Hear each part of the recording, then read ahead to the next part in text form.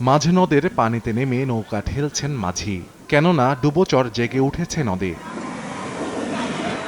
পিরোজপুরে এক সময়কার প্রমত্তা বলেশ্বর নদের মাঝে যাত্রীবাহী নৌকা আটকে থাকা দৃশ্য এখন প্রতিদিনের। ঘণ্টার পর ঘণ্টা বসে থাকতে হয় যাত্রীদের, বড় নৌযান চলাচলের জন্য অপেক্ষা করতে হয় জোয়ারের জন্য।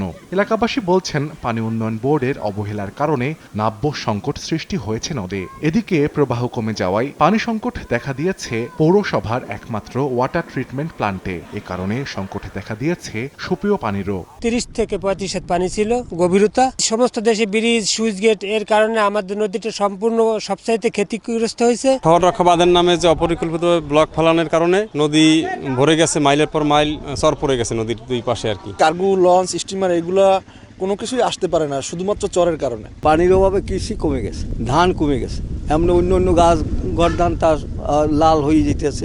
1-2 কিলোমিটার ঘুরে যেতে হয়, যার কারণে সঠিক টাইমে বাজারজাত করতে পারে না। ওয়াটার ট্রিটমেন্ট প্ল্যান্টের পানিটা আমরা ঠিক সময় মতো পাচ্ছি না। আপনার এই শুকনো মৌসুমে আমাদের এই জন্য পানিতে সরবরাহ একটু বিঘ্ন হচ্ছে, যেটা অদূর মানে কিছুদিনের মধ্যেই এই সমস্যার সমাধান আমরা ইনশাল্লাহ চেষ্টা করব। পানি উন্নয়ন বোর্ড বলছে, ভরাট হয়ে গেছে বলেশ্বর নদের 1/3। তবে বরাদ্দ না পাওয়ায় এবং নানা জটিলতায় খনন শুরু হয়নি বলে জানান সংশ্লিষ্ট কর্মকর্তা। প্রায় 1.5 কিলোমিটার জরুরি ভিত্তিতে খনন করার জন্য বলা হয়েছিল, সেক্ষেত্রে ফান্ড পাওয়া যায়নি এখন পর্যন্ত। ডিসি মহোদয়কে অবহিত করা হয়েছে, কারণ আমাদের চর অপসারণ করে যে বালি হবে, সে বালিটা রাখার জায়গা দিতে হবে বা রাখার স্কোপ দিতে হবে, সেটাও এখনো ফিক্স আপ হয়নি। বলেশ্বর নদের মাধ্যমে পৌরসভার পানি সরবরাহের প্ল্যান্টের ওপর 1 লাখের বেশি মানুষ নির্ভরশীল।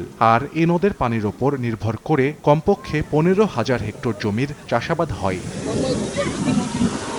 সময় সংবাদ, পিরোজপুর।